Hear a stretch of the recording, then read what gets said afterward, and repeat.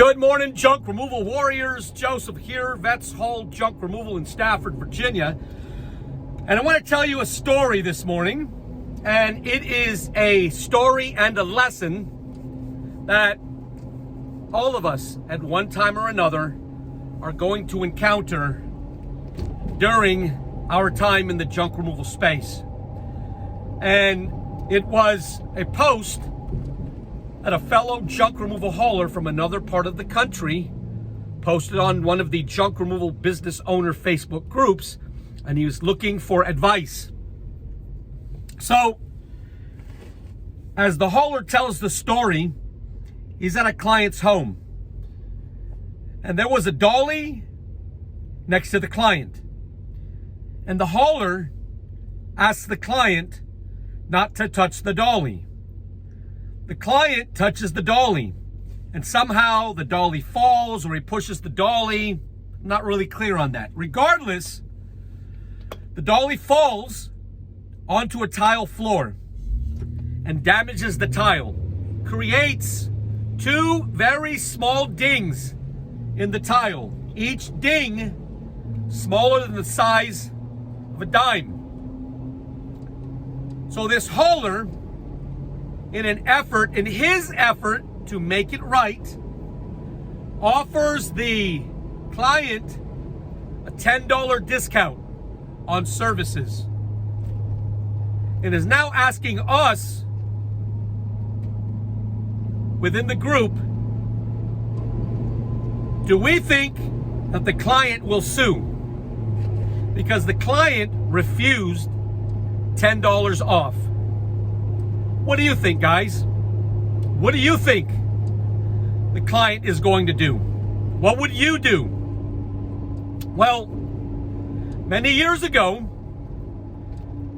I was removing a washer from a basement, and it was a tight squeeze from the basement up one flight of stairs to the living room, to the first floor, to be able to remove the unit from the property. And mistakes happen. Mistakes are going to happen. It's inevitable. But what you do to address your mistake, to rectify the situation, to make things right for the customer, will separate you from all of the other haulers in your market. So, as I'm transporting the unit, I can remember it like it's yesterday. As I'm transporting the unit on a dolly up the stairs, I slip, and the dolly and the unit go flying down the stairs. And when they land, the corner of the unit crashes into the wall and creates a very small ding in the client's wall. The client was outside. I don't think the client heard.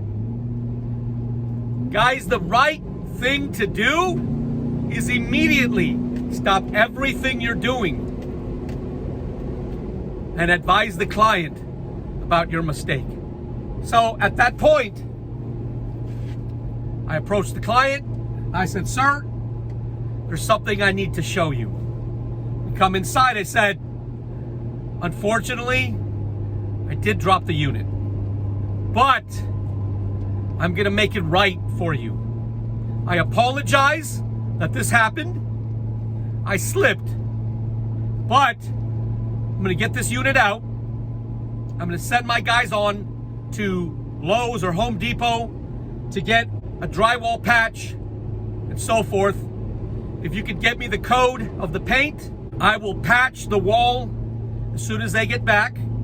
We'll go on and we'll finish the next job after you, and then I'm going to return and I'm going to paint the wall. And within just a few hours, the wall's not going to look like anything had ever happened to it. And it will be my pleasure to do that because we stand by our work. But guys, but, I gave the customer a choice.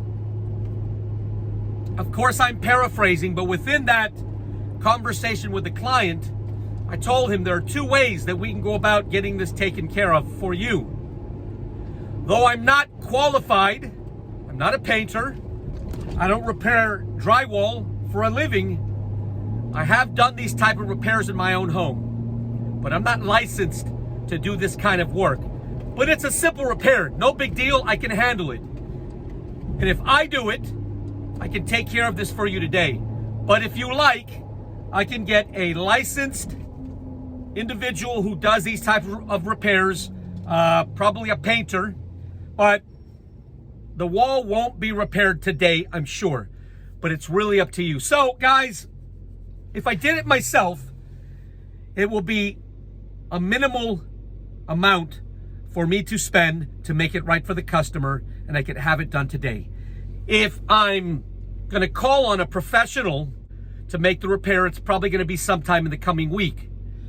And sometimes, guys, sometimes you just have to eat your profit because it's the right thing to do. We make so much money in junk removal. Don't be stingy. Don't be stingy and offer the client $10 off, a $10 discount. That's absurd. So, in this hauler's post that's asking for advice, I'm reading the replies from some of the other junk haulers in the group. And as I'm reading the posts, I'm seeing replies like, F that guy, get epoxy repair for $3.50 and call it a day. Somebody else says, let the individual take you to court. Guys, pick your battles wisely. Is the juice really worth the squeeze of upsetting the client? And let's say the client decides that it's a matter of principle, and because you were being cheap or stingy or just didn't want to make it right for the client decides, you know what, I'm just going to take him to court. Well, you end up going to court, and the first thing that the client's going to tell the judge is that the hauler offered me $10. The judge is going to look at the hauler and realize that the hauler was just trying to be cheap. If the hauler attempted to use epoxy to repair the damage, guys, epoxy is not the way you repair damaged tiles. You're being cheap, and it's going to reflect in the aftermath. And not only that, he may try to repair the tile floor with epoxy. How long do you think that's going to last? Is epoxy the correct way to repair damaged tile? I don't know. I'm not a tile guy, but I would venture to say that's not the way you repair damaged tile. So, in my eyes, that's a substandard repair. That's a hauler trying to get out of it in a cheap way, trying to look out for himself and not the client.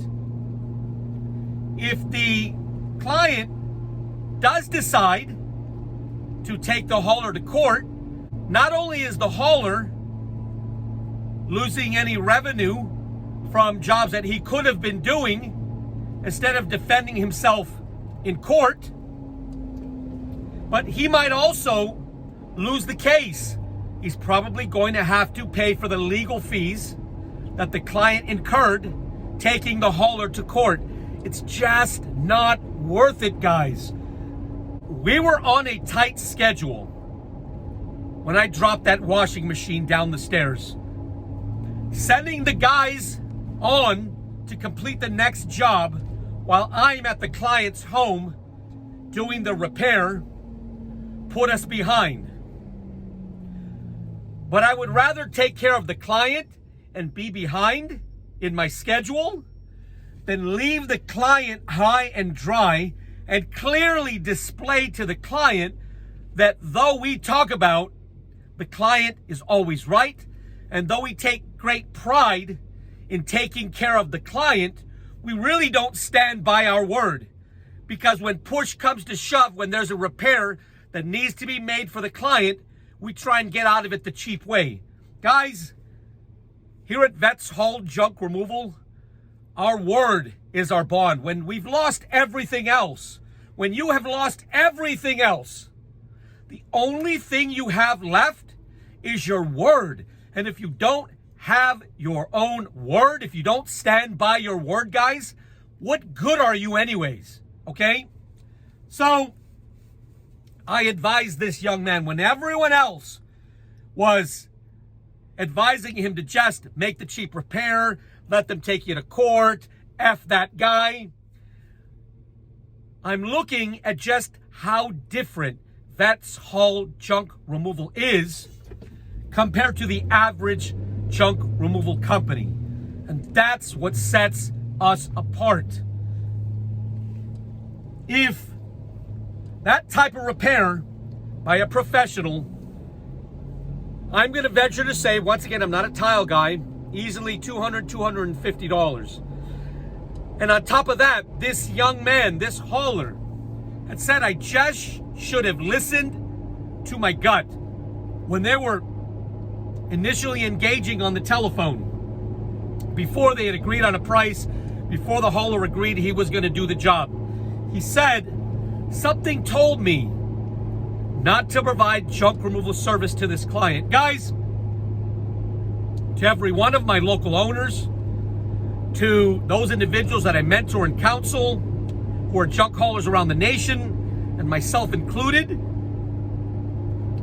I advise, develop your gut. Learn to trust your gut. If your gut is telling you, this is a cranky customer, the red flags are going up, sometimes, guys, it's advisable to just let that client be serviced by another junk removal hauler. You don't have to be rude. You don't have to be obnoxious or condescending. I simply say something like, unfortunately, we don't have the manpower to provide you junk removal service right now, but I can offer you 2 or 3 junk removal telephone numbers that you could call. Guys that we refer, companies that we refer customers to often when we can't service the customer. And I send them on, guys. I send them on cheerfully. You do not have to close every junk removal customer. Not every junk removal customer is destined to be yours. Sometimes, guys, sometimes it's just better to trust your gut, because sometimes you bite off more than you could chew. So, take care of the customer, and the customer will take care of you. When you make a mistake, which is inevitably going to happen in every one of our businesses, you're going to make mistakes. You're going to come up short. You're going to come up on a situation where it's a judgment call. It's a moral code call. Are you going to take care of the customer, or are you going to try and get out of it in as cheap of a manner as you possibly can and leave the customer high and dry? Guys, I venture to say that the way you build a junk removal empire is by taking care of the customer at all costs, even if that means you're going to have to eat it on this one job. But learn your lesson and don't make these same types of mistakes again, because these types of mistakes are costly and they can put you out of business. If you like the type of things I talk about, would you subscribe to my YouTube channel? On top of that, if you're in Northern Virginia and you have stuff that you just need gone, reach out to the junk removal company powered by veterans and patriots at vetshauljunk.com. You can call us directly at 540-657-VETS. That number, once again, is 540-657-8387, and I will talk to you next time.